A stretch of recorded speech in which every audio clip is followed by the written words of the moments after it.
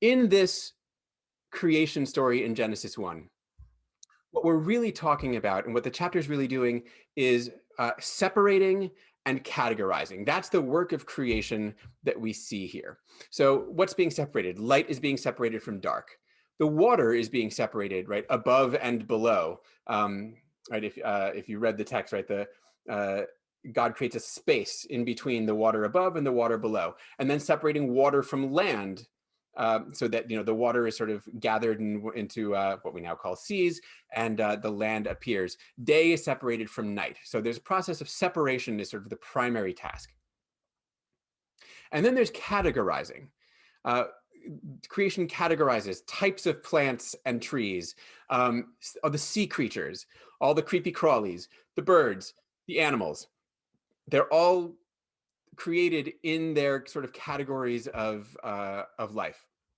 And the result is that the whole chapter is really the creation of order out of chaos, of creating space and then filling it, in this really well-structured story. And the chart I've just put up shows, right, days 1 through 3 is the creation of sort of spaces, water, sky, land, even light to a certain extent.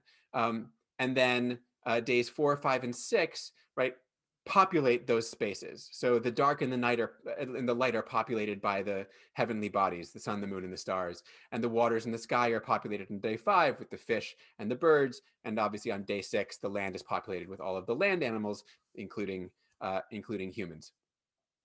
Um, One of the things you might have noticed when reading, or perhaps not, is there's a distinction made in the text between uh, how life and various entities here generate themselves.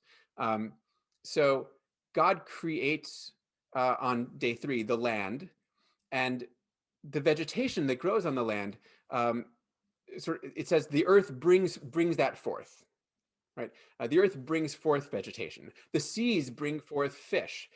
The land brings forth animals, right? So there's this concept in the creation here of God sets something in motion. Um, it doesn't require a constant hands-on thing. These are entities that sort of replenish themselves. The counter to that is the entities that God brings forth.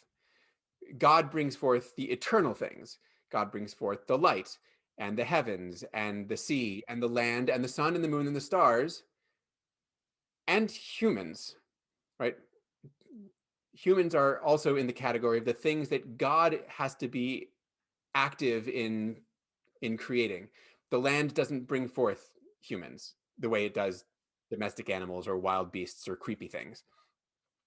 So right from the way that it talks about how creation works, humanity is set apart as sort of categorically different, even though it is still just one of the sort of land animals created on day 1, or on day 6 rather.